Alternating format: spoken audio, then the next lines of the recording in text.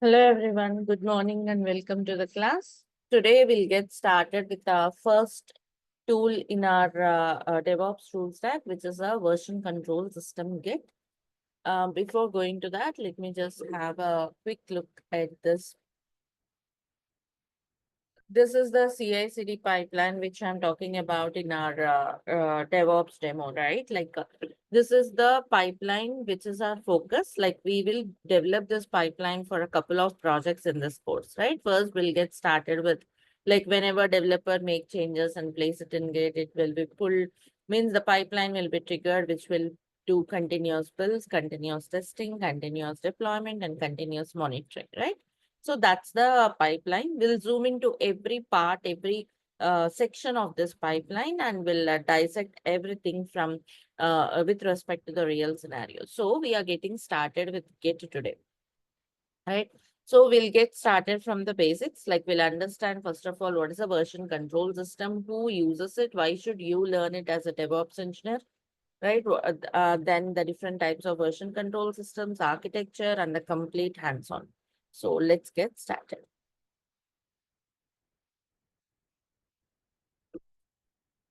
So firstly, like I told you, we'll begin from the basics. So first, let us understand what is a version control system. If anyone are already using it or have some idea on it, this would be like a refresher for you.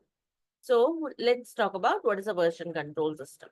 How many of you know what is a version control system? Can anyone share your thoughts on it? Like, why do you need a version control system? What is a version control system? Anyone want to share inputs from your end?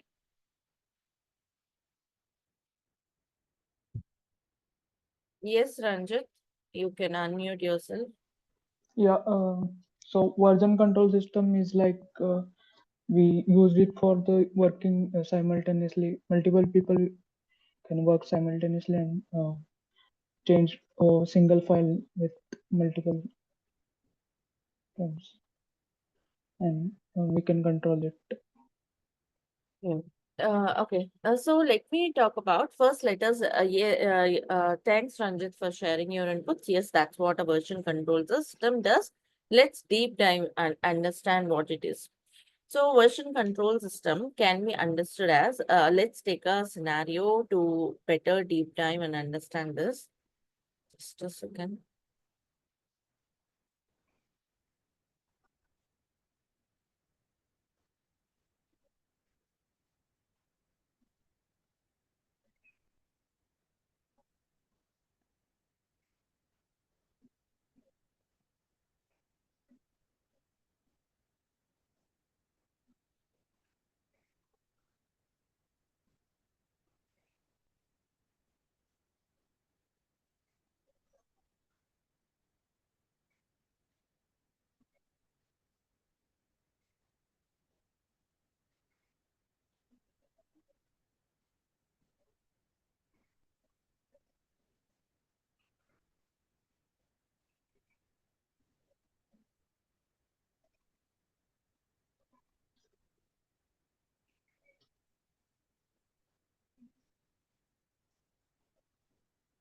Right, what a version control system does. Let's take an example. Suppose there's a project and there were some couple of files or a bunch of files for this project, right? Imagine there is no version control system. They were just using a shared drive to manage these files and to share these files.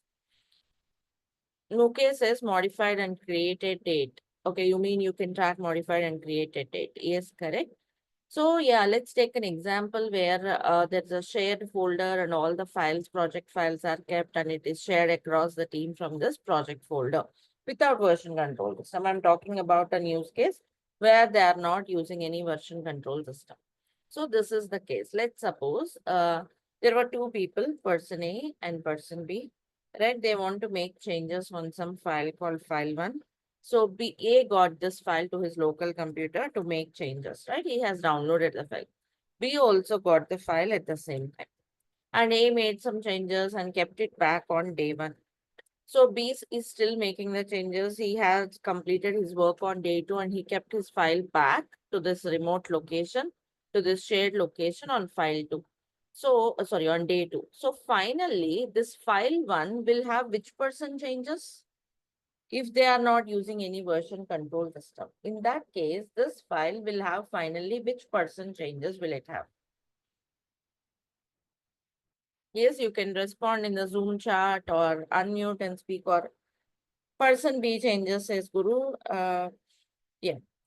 We are just starting with the version control system concepts, Jay Prakash. Like, what is a version control system? Yes. So this file after 2 days will have only one person changes, right? Like it will have person B, means what is happening? Person B changes are overwriting person A changes. Correct? A doesn't know this, even B doesn't know he is doing it. So if this is the case, imagine you have a team of 10 people. If this keep on happening, like one person changes, overwriting the other person changes, if this keep on going, like will the project work? The project gets messed up, get corrupted, right? So how can we avoid it? How can we allow multiple people work on the same file? Because in a project, there'll be multiple people, and at times there might be a use case where they have to work on the same file, right? So how to handle this? So that's one of the use cases where version control systems comes in. Means it will allow people work simultaneously on the same file, right? So if you use version control systems for such use cases, there will not be overwriting. Similarly, the changes wouldn't be ignored. So you need a system which can handle this, which can handle multiple people working on the same file. Because like a person A, person B are making changes. They would be making changes to check their expectations or complete their stories, complete their tasks. But they cannot just keep on tracking whether their changes are overwritten by someone else. Correct? That doesn't work in reality. So we need a system which can help people work simultaneously on the same files. That's where version control system comes in. But how it does, we will learn that. Okay, like how it happens, we will learn it. So that's one of the use cases. And second one is, let's say the application is working fine till 6 a.m. Something went wrong and application crashed 6:15 p.m, right? So application got crashed, it would impact the business. We need to immediately identify what went wrong during this 15 minutes. If we know what happened in this the particular time frame, we can revert the changes, get the system back, bring the system back, correct? But how do you know what went wrong here during this 15 minutes? Means you need a system which can help you with a detailed logging. Detailed logging are like person A made changes on file 1 at 6:04, right? So that led to this particular crash. So also line number 7. He made changes on line number 7 on file 1 at 6:04 so that you can revert those changes and you can bring the system back. Got it clear, everyone? Understood this? So logging, simultaneously people are working here, and it can allow people work simultaneously on the same files. It can allow detailed logging. Not only that, let's suppose he has developed something like a file 1, right? Then let's say client came and said they made of course, let's say this is version 1, they want a version 2. Okay, you have modified the same file, made some version 2. But after 6 months, client just want to go back and revert the changes because this version 2 is not working fine. But you have overwritten, that means you have edited the same file and made version 2. There is no version 1. Means a lot of rework. You have to rework on the same thing again. Instead of that, you need to have a system which can help you have backups or maintain versions, right? So that you can retrieve any version at any point of time. Correct? So these are some of the things which version control system can help us with. Without version control systems, all of them have to handle manually, which doesn't work practically, right? That's where version control systems comes in. And who uses it? Who should use it? Of course, as you know, developers, it's mandatory for them because they write the code from the beginning. They were using it, like it's mandatory for them, right? And then yes, testers also uses it because like they do have the test scripts, automation test scripts are generated, so they are also using it. Then yes, DevOps or Ops, anyone, admins, everyone. Okay, let's talk about DevOps. Yes, they have the configuration files, right? Kubernetes manifest files, Terraform config files. Any configuration file can be versioned. So even DevOps teams uses it. DevOps teams uses version control systems in two aspects. Before I talk about it, I'll make one more thing very clear. Yes, here, yes, any file means everyone is using it, right? And I would suggest anyone in IT should know how to use a version control system. So any files can be version controlled. Developers, their code may be written in Java, C Sharp, Perl, Python, whatever it is. Any static file can be version controlled. So everyone can use it. So similarly, testers, their test scripts, DevOps engineers, their Kubernetes manifest files, Terraform config files, Ansible playbooks, even Jenkins file, all of that will be version controlled, right? So definitely everyone needed to store their project work, to secure their project work, to back up, to maintain versions of their project work. So any static files can be version control. It may be Java or whatever, like I told you, it could be anything. Any simple text file can also be version controlled. So DevOps engineers should learn to manage their projects, to version control their projects, right? To create the pipelines, we write a Jenkins file. So that should be version controlled, a simple example. So that's one aspect why DevOps engineers should learn Git, right? They have their own repositories. So they have their own files which should be version controlled. And the second aspect is, yes, developers have written the code, completed their coding, and they put their code in the version control systems like Git. Once they put the code there, you have to create a pipeline in such a way that whenever a code is done, it will automatically trigger the CI/CD, right? This is from the perspective of DevOps. You should learn it from the perspective of DevOps. Like, yes, you manage your own repositories. Apart from this, whenever developers have completed or made a code change, it should trigger the CI/CD. How do you configure it? How do you pull their code and build the CI/CD? Right? That's where again you need to learn from the perspective of DevOps. So we will learn it completely, like we will learn it with respect to the versioning your own projects, and then using the Git repositories of DevOps developers and create CI/CD pipelines. So we'll cover both. First, we'll get started with this because you should know first how do you manage your projects, right? Then we will go for the second aspect. Once we learn Git thoroughly, we will learn how do we integrate it in the CI/CD pipeline. Are we clear till this part? Why a DevOps engineer is learning it and what are the different aspects you use it for and what is a version control system? Is this much clear for everyone? Appreciate your quick responses or anything you want to discuss, any questions, any queries. I mean, any thing is confusing, let me know. Right. Thank you all for confirmation. I see a lot of thumbs up. If you still have any queries, feel free to let me know. So, so that's about why a I mean, what is a version control system? Now, now that we understood what is a version control system, let's talk about different types of version control systems. Yes, you need to understand a subject, you need to master something and clear any question. You should be able to answer any question with respect to the particular topic means you need to know in and out, right? That's the reason I'm talking about the types, right? It's not mandatory you should know, but if you need to become really expertise on a subject, better you know in and out thoroughly. So that's where I'm covering the types of version control systems, wherein they were categorized as two types: centralized version control systems and distributed. How are they categorized? Actually, they were categorized based on their architecture. So first, let's go through the architecture of centralized version control system. So this is the architecture of centralized version control systems, right? So if you see here, this is nothing but the central server or the remote repository. You may call it as a central server or the remote repository where all the project work is kept.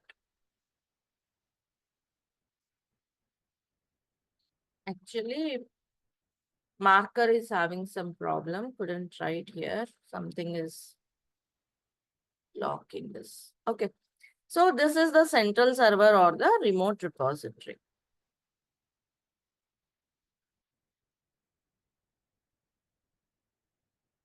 Okay. Yeah, so where all the project work is kept. And you are seeing here working copy, right? These are nothing but the workstation of individual DevOps engineers. If it is a team of DevOps, yes, it's a DevOps engineer desktop, each DevOps engineer, or else a development team, okay, each developer. So means the basically the users. So these are the workstation of each individual users, like developer one, developer two, developer three. Each one will connect to the remote server, get the changes into the means download the changes in your local system, and then make changes and put them back. That's how the centralized version control system works. As simple as that. Then what are the challenges for this?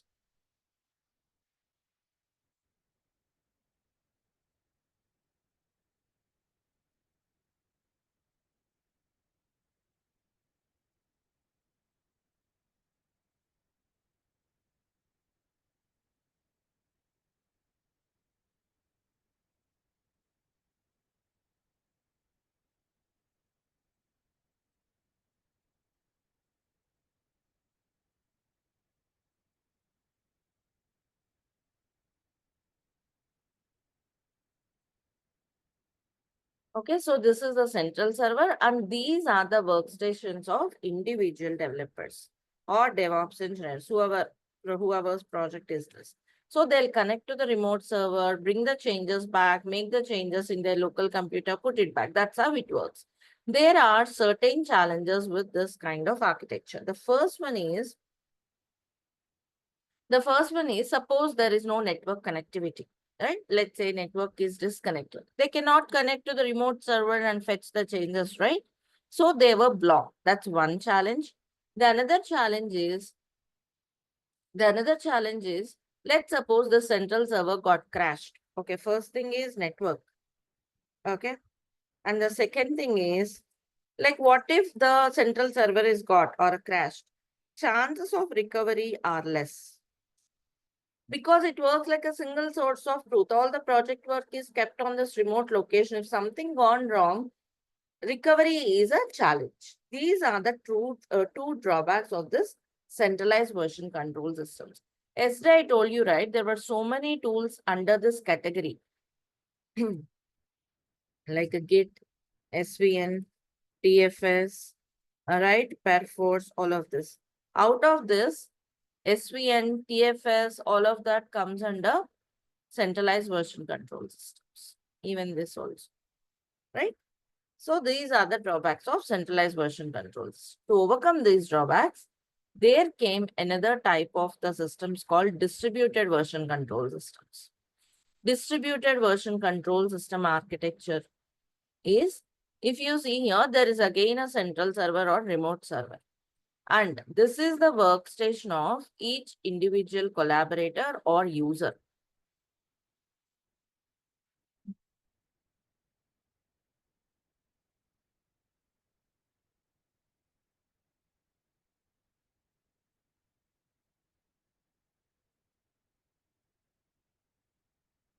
This is the workstation of each individual user, right? They will connect to the remote repository, okay, bring the changes to their local computer. This is a remote server or central server. Now every user is connected to it, but they have their local repository. Like this means this is a local workstation.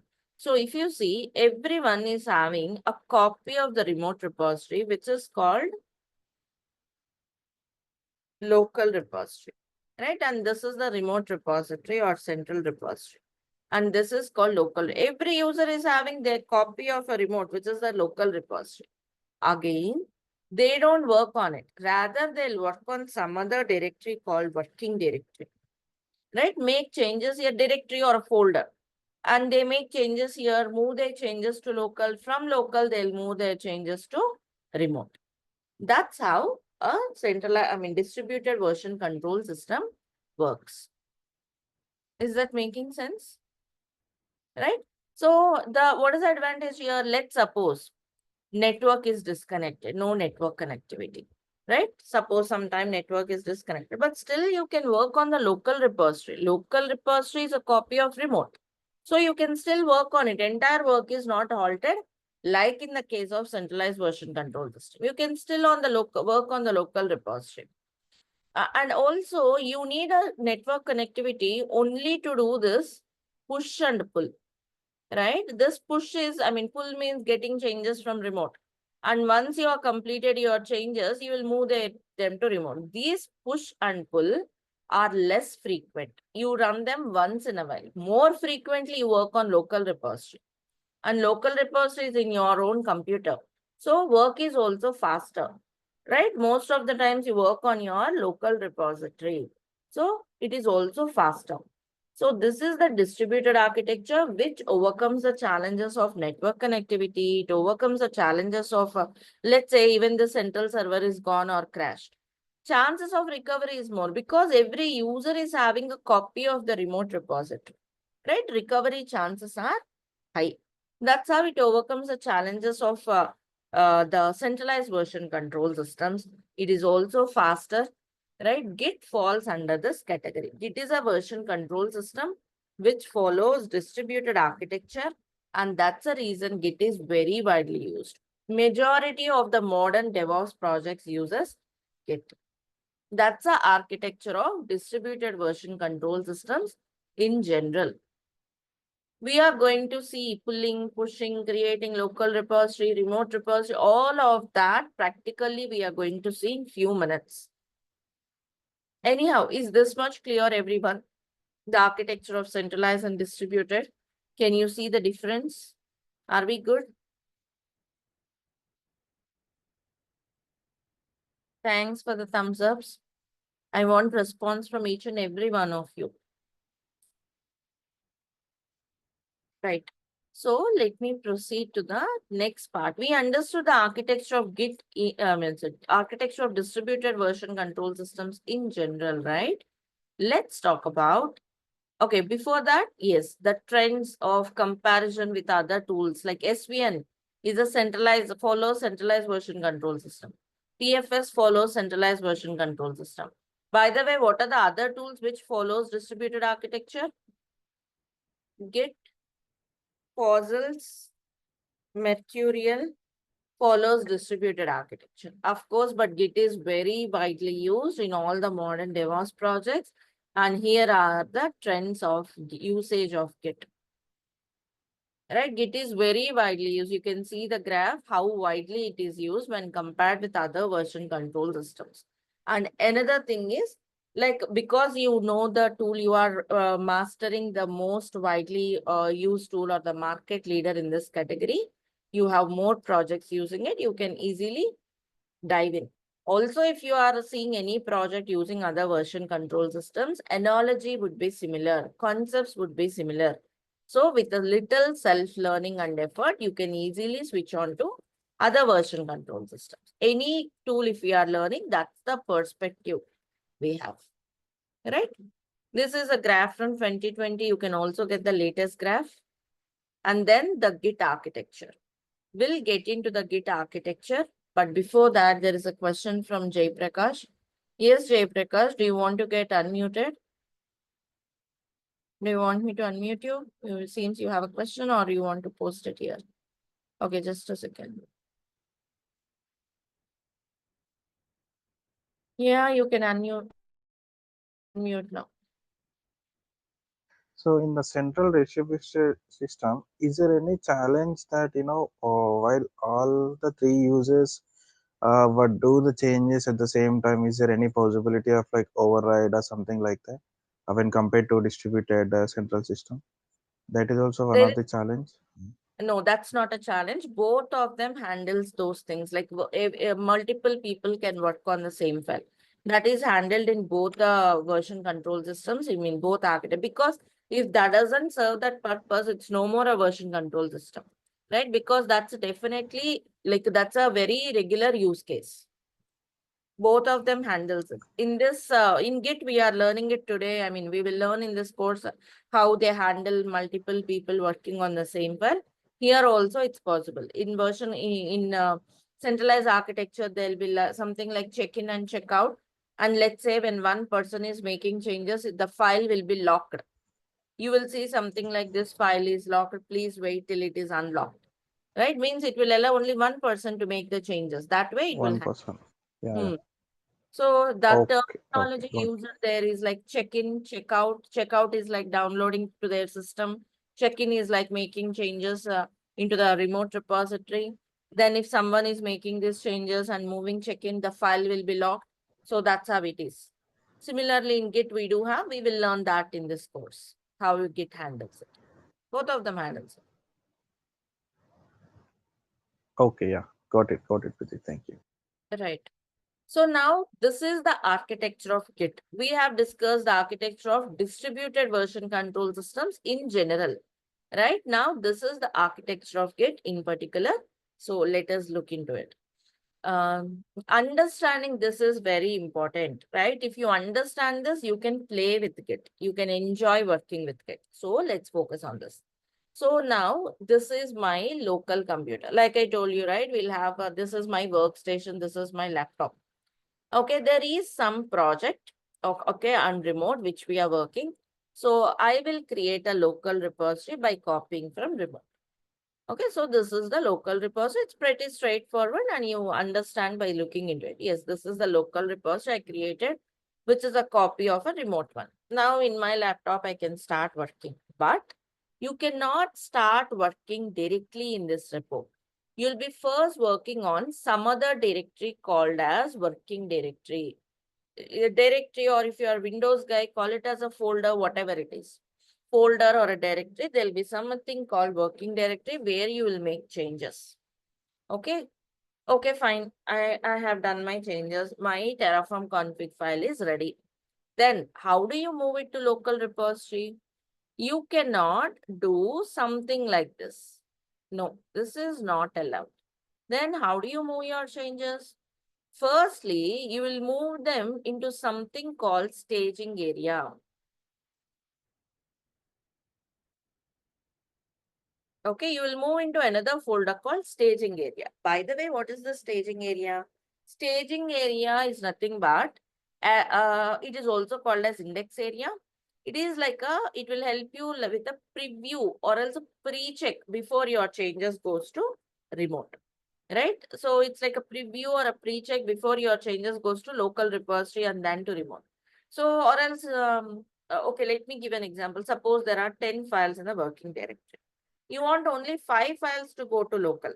So this index area or staging area will help to see, okay, my 5 changes are moving to local.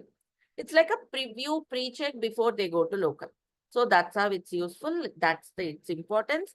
Okay, we will see lot many scenarios with the staging area practically in some minutes. In few minutes, we are going to get into the lab. So you will see them visually. But just understand, yes, you have to first move them to staging area. Then from staging area only, you can move to local. What are the commands? Git add, git commit, we will learn them separately. But just understand, it's a 2 steps before it goes to local. From working directory to staging area, from staging area to local repository. Right? That's how they proceed. And then only from local repository, you can push to remote. Unless you push to remote, let's say if it is only in your local repository, no one else can see the changes. They are confined only for yourself. Right? If you want to share it with others, if you want to push to remote, then only means if you push to remote, then only others will see the changes. That's how others can, means you can collaborate with others on your changes when you push to remote. So if your changes have to move to remote means it's actually 3 steps. That's called Git tree. Technically, that's called Git tree. That's how your changes progress from working directory to staging area to local repository, from local to remote. How do you do this? What are the commands? We will learn it. Right? So this is the first basic thing you can understand. Then what are the okay, then let's talk about how do you create a local repository first of all. How do you, in the sense, what are the use cases? First one is, let's say I joined a project. It's a 6-year-old project. I joined now into this team. So I'll copy from remote and create a local repository. Pretty straightforward. Second use case is, let's say it's a new project. Okay, new team is formed and it's a new DevOps project. Okay, new team is formed. So there's nothing on remote.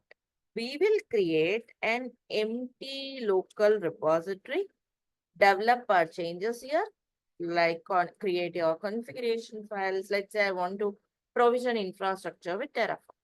Create your Terraform configuration files, right? Develop them locally, then push to remote. Right? That's a second use case. So in this course, first we'll get started with this one. Okay, and then we will go for this use case. Both use cases will be covered. First, today I'm going to get started with this. Assume, let's say it's a new project, nothing on remote. Let's create a local, empty local repository, and then we'll develop it, then push to remote. Are the two scenarios clear for everyone?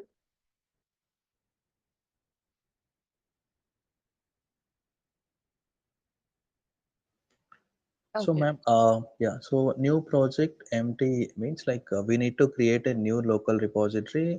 We do the changes, and what about the remote? We also create that remote new one, and we have to push these Yes, changes to the remote, right? correct. Correct. Okay, yeah, got it. Because it's a new project, there's nothing on remote, there's nothing to copy from remote. We will Okay, create so remote one, then yeah, push our. Hmm. yeah, got it. Okay, so that is those are the few things. And I would like to highlight here one more interesting thing. Till now, I'm talking about working directory, local repository, and all, right? An interesting part is this working directory, local repository is physically the same directory. Is it? Yes, this is physically the same folder or the same directory. Then why are you calling it as working directory and local repository? Because they are logically different. How logically different? What does it mean by? Let's say this is a local repository, a folder I have created. Okay, this is the folder I have created. I'm calling it as local repository. But it's the same, right? The same is the staging, the same is the working directory, same is the local repository. How do you differentiate it? Let me tell you. If you just have created or copied some file from some other location, created some file here means it is said to be in the working directory. After creating or copying a file, if you run git add command, it is said to be in the staging area. After moving to staging area, if you run git commit, then it goes to local. Then we call this file is a local repository. It's one and the same folder. Physically, it's in the same folder. Let's say my project name is demo. Okay, this folder name is demo. Demo is the working directory. Demo is a local repository. Logically, that's how we call it. If you just created a file means you will call it as your file is in the working directory. If you add that file, then you call this file is said to be in the staging area. If you commit those changes, then you say the changes are in local repository. And there's a question from Guru, as a DevOps engineer, is it expected we get a new project? Of course, Guru, why not? You might be creating the pipelines from the scratch, right? Or you might be creating the infrastructure from the scratch if it's a new project. Obviously, that's a new project where you will put your Terraform configurations.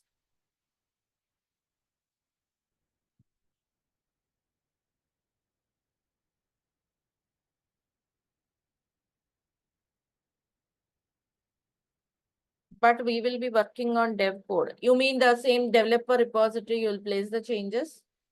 Need not necessarily, that's not mandatory. At times you may have a separate repositories for those manifest files as well. That's what is a GitOps principle, separating your code base from the actual code base, developer's code base. Different design would be there on the projects. So if you have a new project, this is what you do. Is this much clear, everyone? So this is the architecture of Git, right? We have understood, learned this theoretically. Now we will get into the practical part. So first we will install Git. We will see all this like a remote repository, local and everything. But before that, let me tell you, Git works on multiple operating systems. Okay, Git works on Windows, Linux, Mac, and so on. Right? It works on any operating system. Means it is working on multiple operating system, means commands concepts are same on any operating system. So whether you do it on Windows or Linux or Mac, you want to do you whether you will do practice on any of this operating system doesn't make any difference. Only the installation differs. Installing the tool differs, but once it is installed, commands concepts are same. So for Git, you can choose your own operating system. If you want to do on your own laptop, that's fine. That's perfectly fine, because like we get the code, we clone it, we copy from remote and place it in our local and make our changes. Local in the sense the remote desktops in our in our companies. So any operating system should be fine. So I would suggest to get install Git on your local and in your laptop and get started with it, right? So now let's begin how to install Git.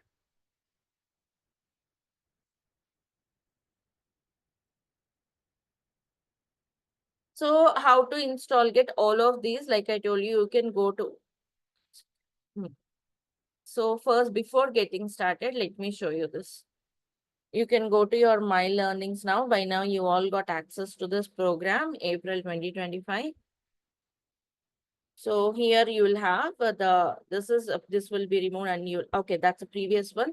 And you will have the videos uploaded, right? Here will be the today's one uploaded, and you will see the lab exercises. I have shown you this yesterday. This is mandatory after the class. Okay. See, installing it on Windows, Mac, everything is here. Follow it and go to the hands-on. Similarly, today's topics will be covered in the quiz and the interview questions. Okay, you can go through those. Now, let me show you installing it.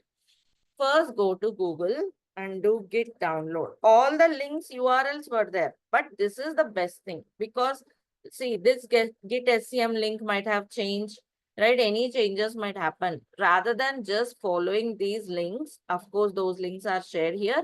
This is the best practice. Go to Google and searches this way. Go to the official documentation.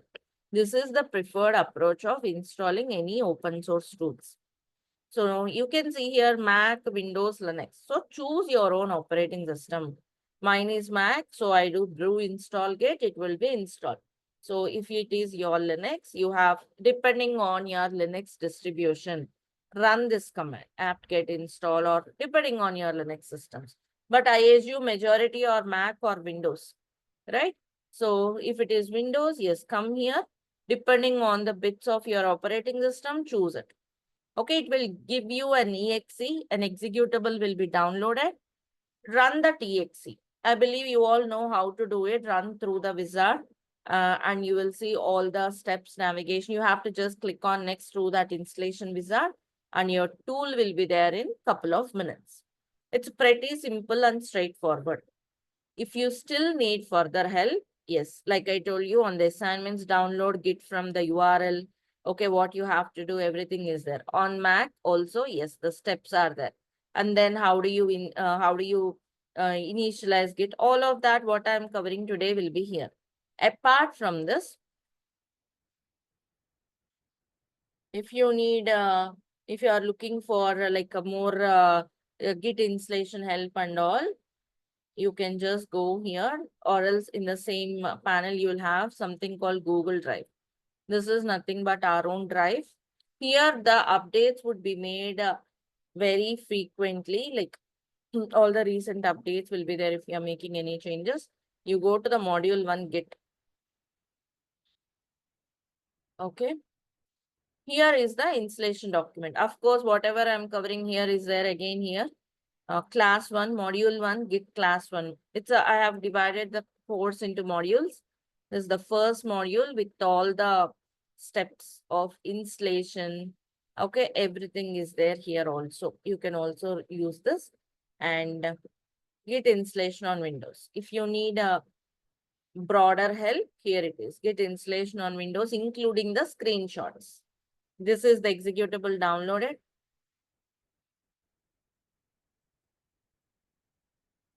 This is the executable downloaded, right? You can double click on it and you will see this installation wizard. Click yes, next, wherever you are asked for, and you should be seeing your Git. You can also use this document. Once it is installed, you have to go to the start menu and do git bash so that you can launch a small window where you can run all the git commands. So all the required help is available, right? There is no way you will be blocked or stopped from doing the hands-on. I'm stressing this because I want everyone to complete the hands-on before joining the next day, right? If you're already using it, then it's a cakewalk for you. Just get it installed and do the basic hands-on. All right, coming back. So install Git, and that's how you check the Git installation and get started with the hands-on. So as it is installed, this is my Mac. Okay, in the Mac, you can launch your terminal to get started with it. So I can show you Git version as it is installed. So, okay, I have Git installed. Perfect. What next? Or is the next part? Yes, I have Git installed. Git is installed on my system. But which project? I mean, where is the project I want to version control? Isn't it? There should be some project which Git can version control. So, like I told you, assume I'm a DevOps engineer. I joined this company as a new DevOps engineer. I don't have anything on remote because it's a new project. I would like to create some project in my system and version control it. So first, let's create a project. Let's say Git demo is the project name. Okay, my project name is Git demo. Means some folder I'm creating. Oh, by the way, one more thing. Yeah. So this is the terminal in the Mac. Okay, you can create a folder this way if you are not comfortable with the if you are not comfortable with the CLI, like how do you create any folder? You know, right? Like right click and create the folder. Sorry. Okay, create a folder this way, name it, and you can do from the UI, right? Either it is Windows or Mac or for anyone. Okay, go to the UI this way and create a folder. Or else if you are comfortable with the CLI, yes, from the CLI also you can do everything. How do you create a folder from CLI? mkdir. This is a basic Linux command. We will have a separate Linux sessions after completing Git. Okay, we will start with the Linux basics after completing Git. But here are some few basic Linux commands I'm using. I'm explaining them.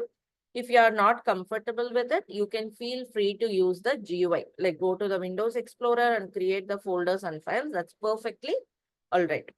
So I would use the CLI and create a directory called Git demo. Means folder called Git demo is created. You can see here on the desktop. Sorry, I created in a different place, not on the desktop. How do you see? Where are you? PWD, present working directory. See, I'm in users folder. Let me go to desktop. Okay, here I'll create a folder. Now the folder should be visible. Yes, this is the one. Okay, fine. That's just a empty folder created. Okay, so from CLI also, I would go into this. Now, I would like to keep all my files here. LS will list all the files, all the content of this folder. But there's nothing now. But now I would like to place my Terraform config files here. But until then, I just want to make it as a local repository first. How do you make it as a local repository? Isn't it? I want to first make it as a local repository, then I would like to place my files so that Git can version control. So you have to run a command called git init. Git init means initializing Git, starting Git, or telling Git that please version control any content placed in this folder. If I run git init in any folder means that folder will become a local repository and Git will keep tracking any content placed in it. Let me run this command git init. See, it tells you now it's a local initialize empty Git repository in this location. Means a hidden file .git will be created. ls -a will list the hidden files. You are seeing .git or any folder is having .git means it's a local repository. Because there will be so many folders in my system, right? How do I identify if it's a local repository or not? Just go to the folder. If you are seeing .git folder there means it's a local repository. Right? Understood? Now this Git demo is a local repository. What I'm trying to tell is, see, there were so many projects, so many folders here, right? Like a untitled folder or task runner. If you see, okay, this is also Git repository because .git is here. And then Git demo is also local repository. .git is here. Let me take another folder, sh case.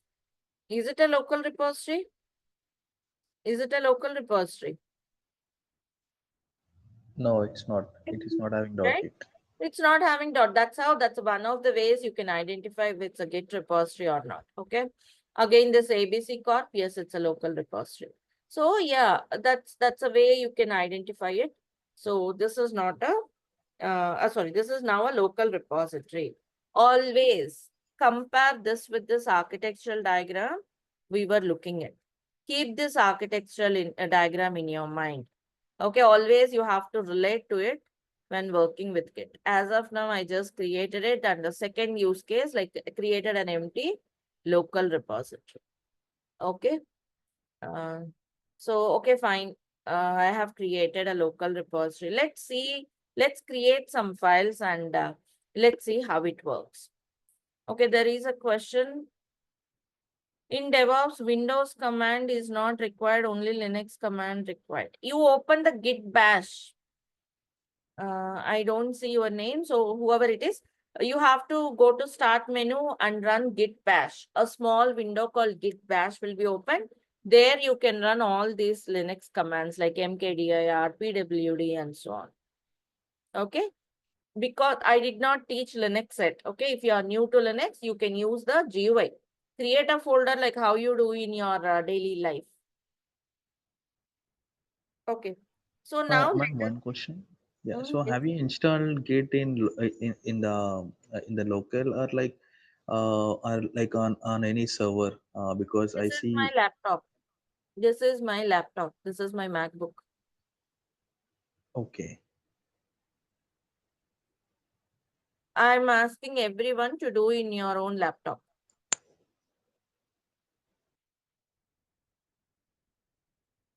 Okay. This is my laptop. Everyone can do your hands-on on your laptop. You don't need to go to any other server or instances for now. So now let me create some folder, some file in this. So how do you create a file? You may just go to your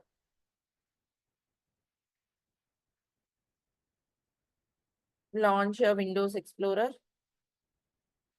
Okay. You can go to this Git demo, create some files. You can create this way. Or else again, if you want to create from CLI, yes, you can do it. There's something called touch command, touch file one dot. You may create any files of your choice. If you are into a developer, you may create your program files, sample program files, or any test scripts or configuration files, or if you are completely new, any dummy files will do. Here, our intention is not to learn the content. We did not start at Terraform or Kubernetes. Our intention is to version control any static file. So I'm just creating simple text files. A simple text file I'm creating. That should be fine to learn version controlling. So I have created a file. Now I would like to place some content in this file. Again, you can do it from your Windows Explorer. Just open this file. Okay, I'm writing something like hi and then save it. Okay, I'm just editing this one. Or else you can use some Linux editor. It's up to you. Okay, file is created and I have added some line. But is Git version controlling it? Is Git tracking it? How do you know that? Git status command. You should run all these commands in this folder only. Go to that folder and run the command. Okay, CD into that folder. CD means change directory. Go to that git demo and run the command. And now it tells you Git knows, okay, Git identified this file. Ignore this one. That's with respect to my Mac system. Ignore it. So there is a one file called this one. So Git knows there is a file, but Git is not tracking it. It is untracked. Though Git knows there is a file, it's not tracking it. How do you tell Git to track it? It's giving you clue. It's not tracking it. Please use git add to track. It is asking us to do git add. And I just created a file. Means where is this file now? Just now, where is this file one? In working directory. Exactly, right? It's in the working directory because we just created it and Git is not tracking. It is asking us to do git add. Like I told you, always relate to this architectural diagram. It's asking me to do git add. Means where is this? Obviously in the working directory. Okay, fine. Let me do git add that file name. Sorry. Git add file name.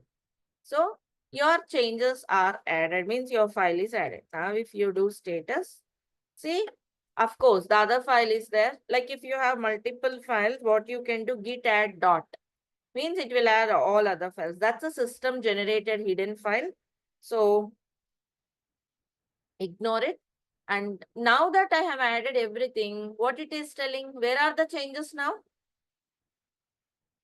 I run git add command. Where are the changes now? Staging area. Now it's staging area. Staging It is in staging. area. That's why it's asking to be committed. You have to commit your changes. They are in the staging area, right? Also, ls will list the files in that particular folder. There is a command called git ls files. Git ls files will list the files and folders in the particular directory. Sorry, in the particular staging area or local repository. That's a git command, right? So these two files are there in the local repository and the staging area. Okay, fine. Now I'll commit the changes. Git commit -m and some, okay, -m is a message. Message is mandatory whenever you are running command. Some message is like some comment which would tell what this commit is doing. Let's say something like initial commit or first file, something like this. Initial files or changes, something like that. Okay, it says done. And if you see the status, it says on branch master. Okay, ignore this branching. We'll talk about branching concept in the next class. So just understand this. It's a working tree. I told you, right? Git tree or working tree is clean. Means whatever files you have in your folder are all moved to the local repository. Right? That's the meaning of tree clean. That is the flow. That's how your change. The same folder. Like I told you, right? Physically, it's the same folder. It is the same folder, right? Working directory is the same. Local repository is the same. Right? Are we clear? Any questions in this part? Or can I go on?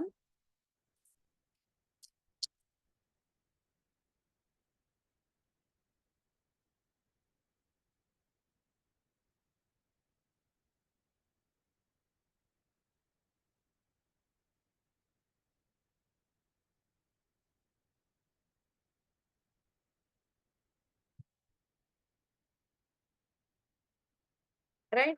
Okay. So let me repeat the same with another file so that if anyone, anywhere clarity is missing, it should be clear for all. Let me repeat the same with another file.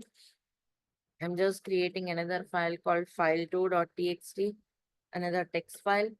Okay. Um,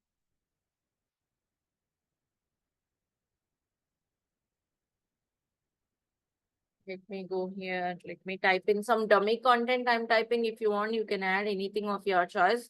We are not bothered about content of the file, so I'm adding something dummy one.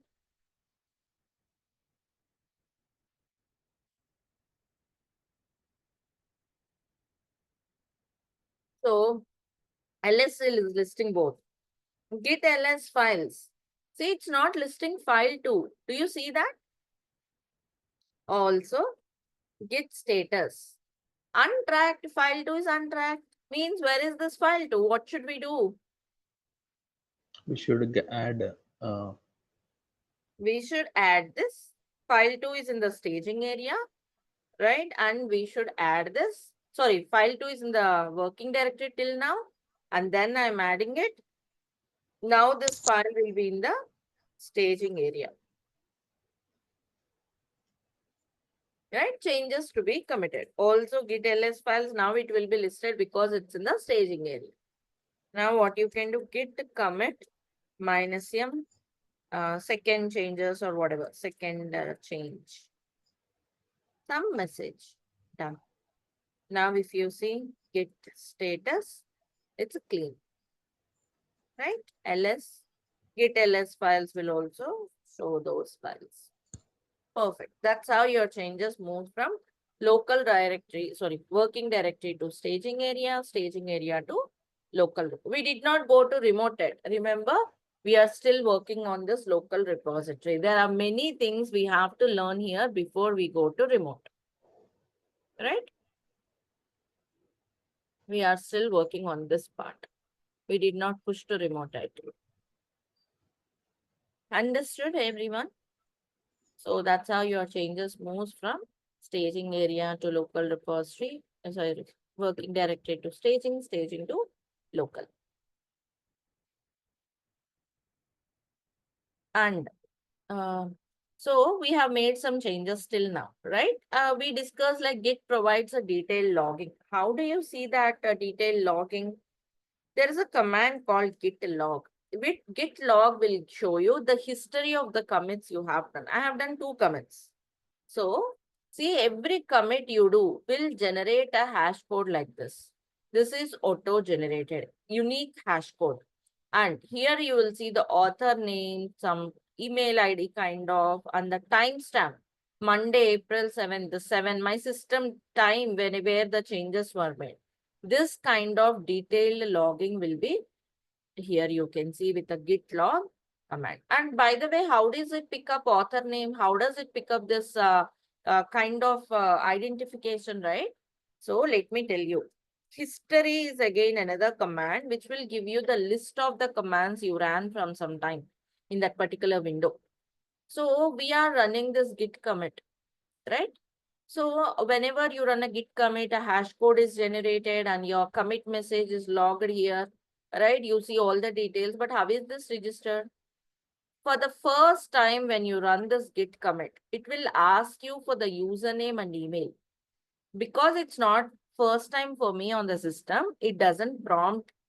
Otherwise, what you should do is, there is a command called git config global dot user and some username. Similarly, another command git config, sorry, git config, not global dot user, user dot email and some email ID. And this is user dot name. So you can configure some username and email ID for it to register and track your changes. This is what you should do for the first time. Am I making sense? So that from next time onwards, all the commits will be registered with these credentials. That's how I got those names. Right? This is only for the first time you have to do on the system. If you have already done that, it won't prompt that.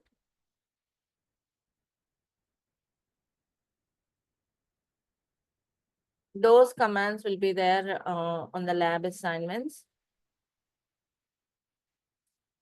Git. All the assignments can be seen here. Yeah, here are those commands. Do you see that? So everything is here for you. Git config global user.name, user.email. So set some username and password. Sorry, username and email ID so that Git will use them for tracking. Are we clear?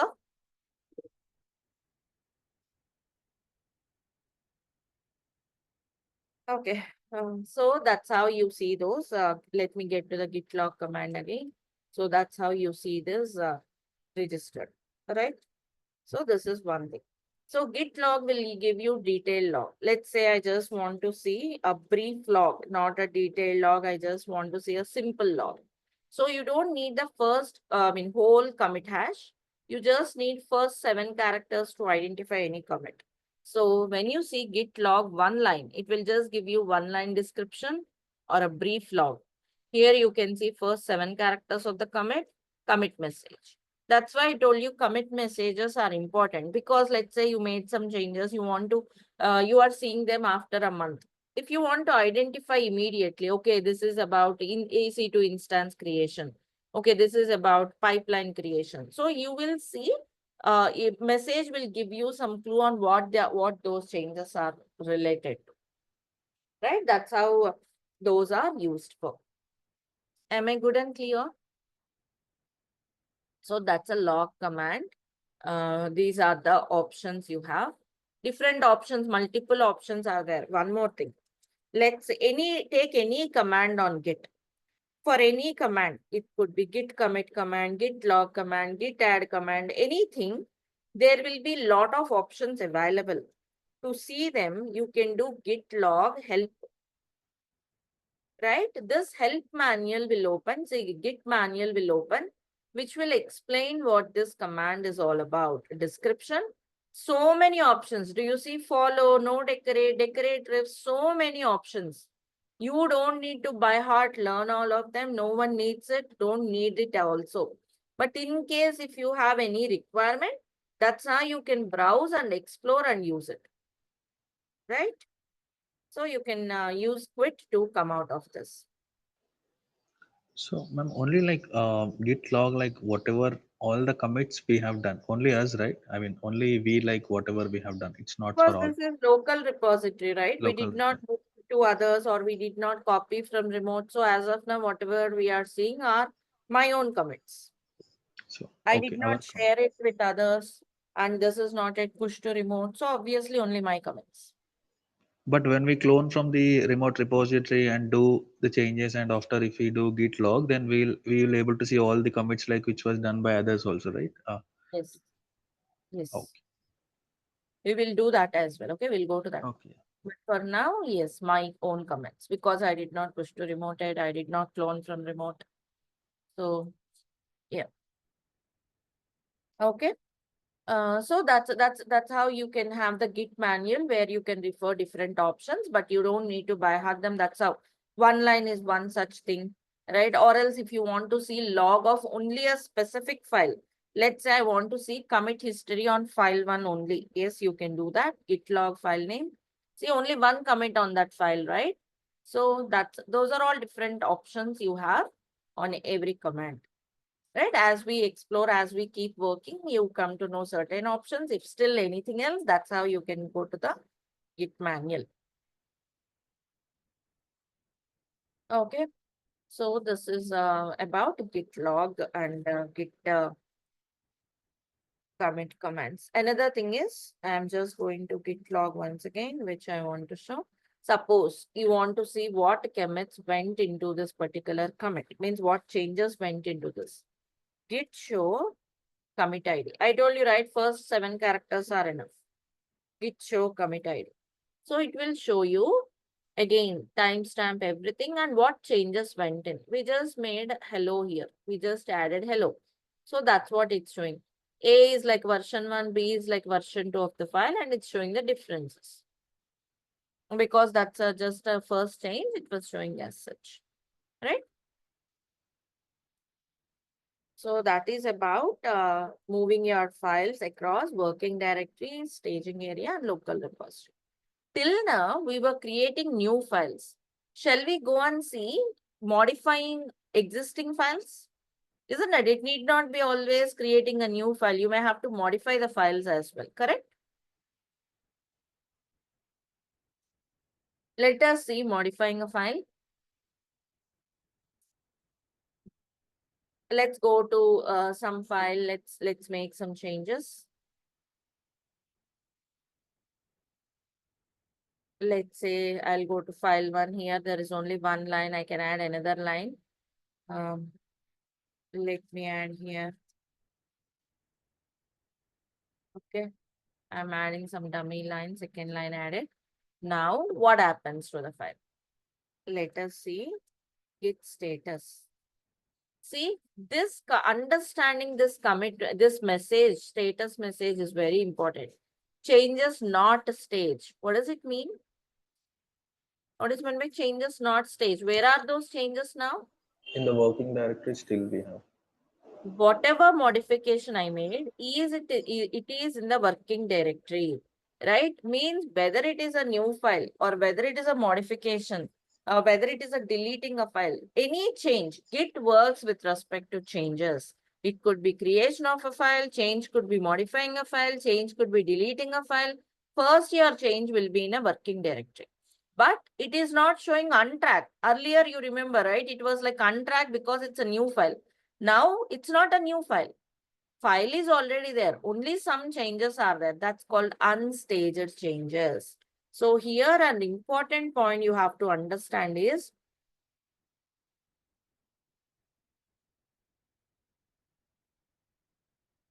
difference between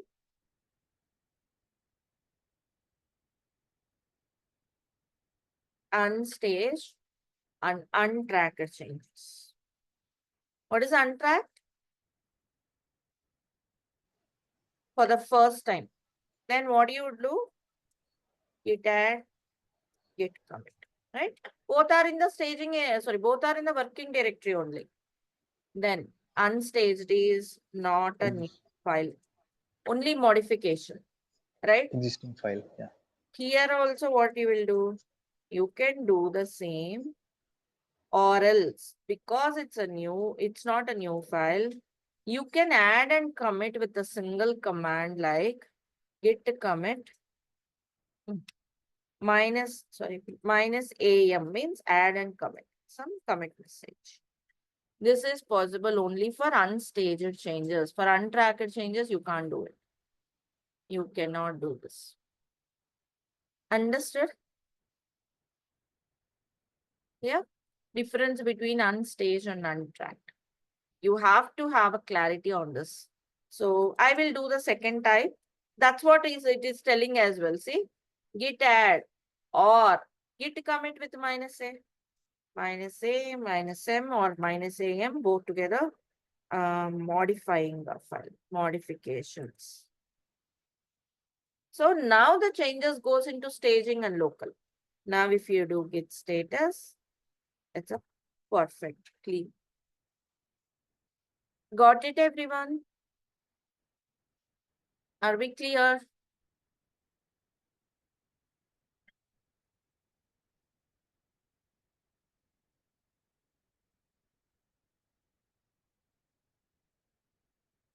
So that is the difference between unstaged and untracked.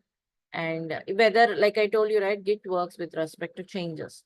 So changes will be first in the working directory only, then move to staging area, then move to local.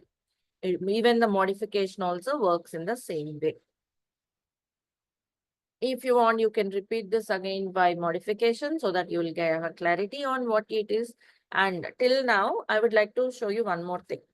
Till now, what are we doing? We were just going to our folder this way, editing the files in my notepad, right? So this is my notepad. If you are Windows persons, you can use Notepad, Notepad++, or whatever editors of your choice.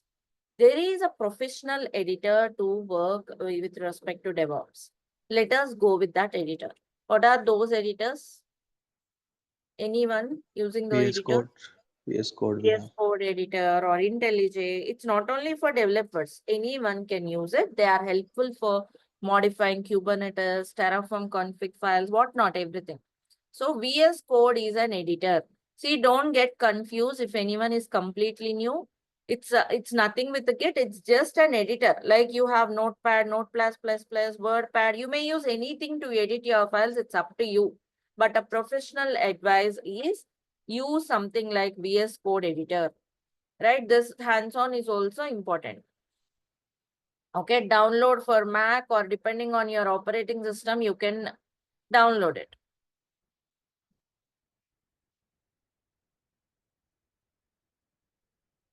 like I'm seeing Mac, you should be seeing other platforms, right? So Windows, Linux, Mac, anyone everyone can use it. So download it.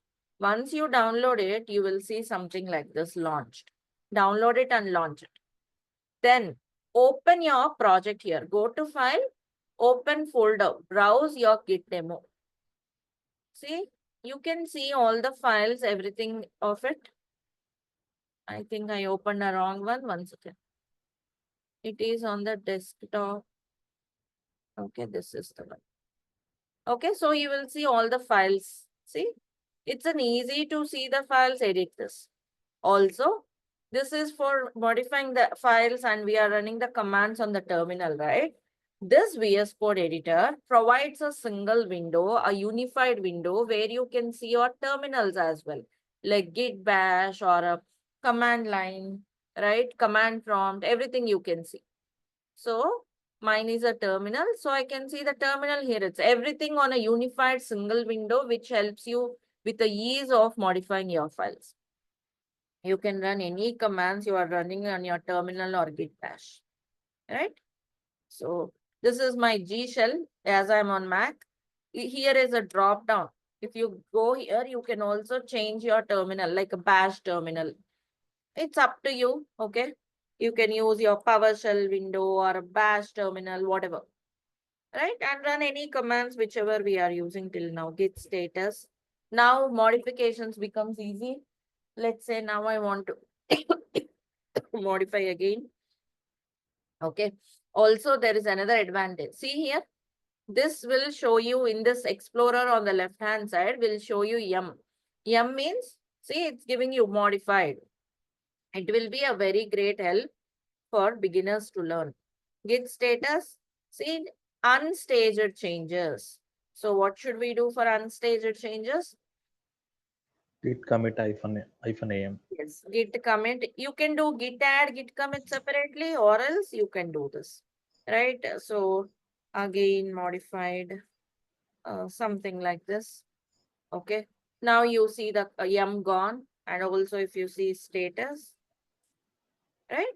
So on branch master, it's clean. Ignore that branch, check working directory clean, right? So that's how you can use this editor, a better editor, a professional editor, so that you can use it for any Terraform or Kubernetes, any files. If you are developers, you already know this, right? So you can use this by installing extensions. It will help in auto completion, syntax highlighting for our files when we go for our actual project files. So better you get used to this editor. It's very useful and it's pretty comfortable. If you start using it, you will never leave this. It's so simple and easy. Any more queries from anyone? One question, ma'am. Mhm. So, for example, locally I didn't download the Git. So, can we directly install the extension or plugin in VS Code to install Git? Will that work? This extension will help you see like this, like EMA, or else directly here you bottom you see master branch. That's how extensions will help. They will not help you installing the tool itself. You should Oh, install the tool separately. okay, okay. And there is a question from Ram Prasad. I could see many temp files are created under Git demo folder in Windows, even when I'm creating as a new directory. Do I have to commit those temp files as well? Generally, they shouldn't be created, Ram. Please do it carefully. Delete the entire folder and do it from the scratch, from the beginning again. If you're still facing a problem, you can share your screen. I can see and help you with. Or else if you are not able to share now, you can also post the screenshot in the WhatsApp group. We'll help you with it. No harm in committing them for our lab purpose, but generally you shouldn't be seeing those files generated. Let me know if you need further help. Okay, and Rajesh says, what is the difference? Diff git commit. What is the difference between git commit minus m and git commit minus am? Git commit minus m will just commit the files. Okay, let me write it. This is the question from Rajesh. Git commit minus m, some message. This will move your changes from staging area to local repository, right? So git commit minus am and some message. This will move your changes from working directory to staging area and then move it to local repository. Any unstaged changes in the working directory, only unstaged, not for untracked. If suppose there is some unstaged change in the working directory, means some modification is there. It will move it to staging area and then it will move it to local repository. Both add and commit. Minus am means add and commit. Got it clear now? Any more questions from anyone? So what are the things we have dealt today? Today we have discussed about what is a version control system and why a version control system, types of version control systems, and then architecture of different version control systems and architecture of Git. Let me highlight Git here, architecture of Git. Then we were talking about working directory, staging area, local repository. And then we have seen the commands like initially git init, git add, git commit, and git status, of course, and git log, and then git log one line. These are the simple commands we have gone through. And of course, we have understood the difference between unstaged changes and untracked changes. This could be an important interview question as well. If they want to really understand your expertise on the tool, such questions you may see. Also, another command like git commit minus am. Right? These are the simple commands we have done. Of course, we have also seen installing Git So, and ma'am, lab. VS Code editor. It's just an editor which should help you edit your files with ease. Yes, tell me please. Just Yeah. a So, second. yeah. 1 second, please.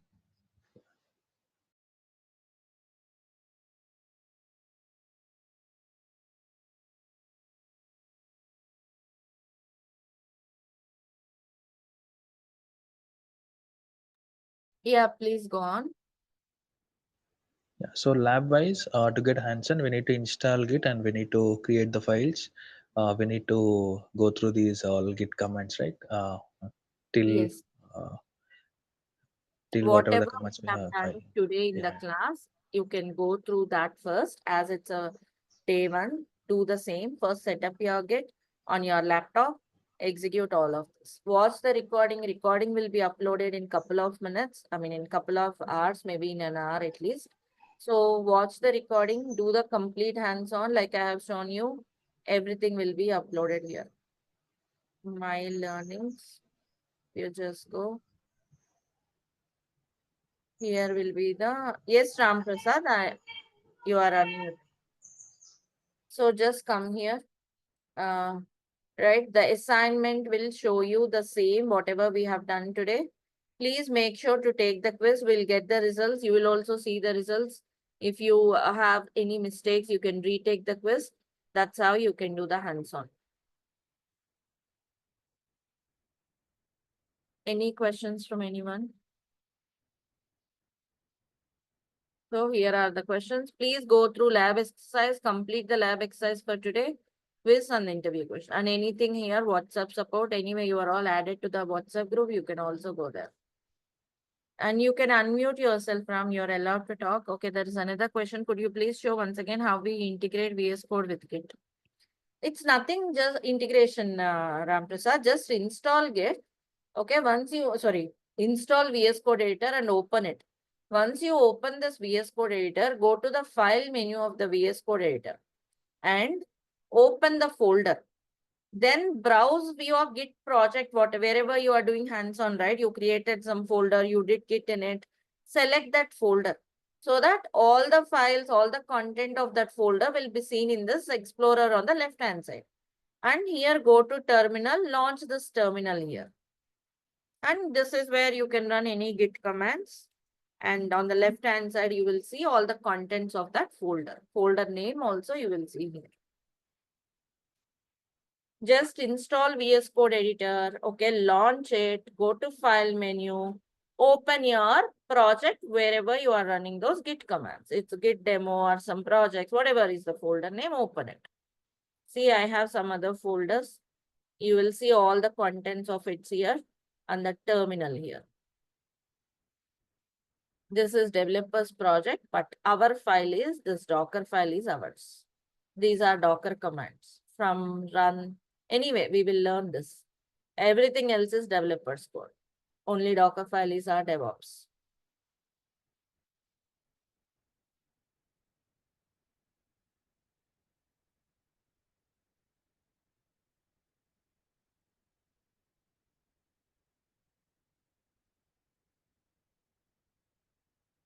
Any more questions from anyone?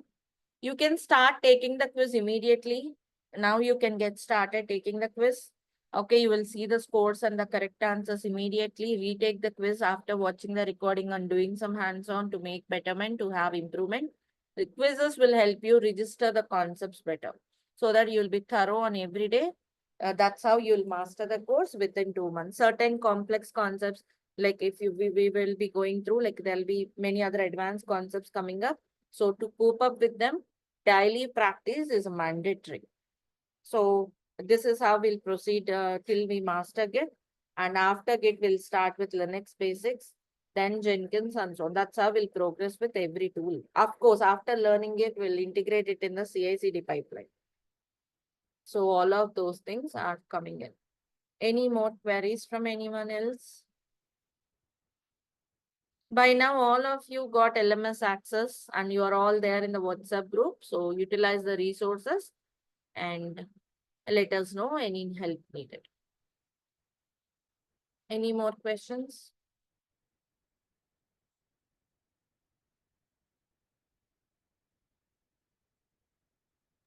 Hello. Hi, Yes. Priti.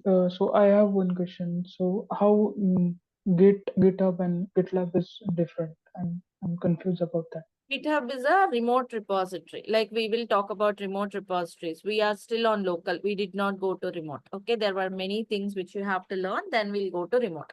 So GitHub is like a remote repository. GitLab is also works like it can also work like remote repository. Apart from this, it's a continuous integration server. Like a Jenkins. It's a tool under the category like Jenkins. Similar to Jenkins. Okay. And there's a question from Jay Prakash. Does scores visible to everyone and having any leaderboard with high score? No, Jay Prakash. I can see all the scores, so not everyone.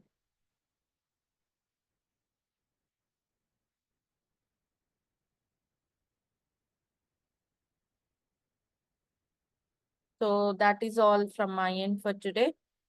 Have a good day and see you all tomorrow. Bye, everyone. Thank you all.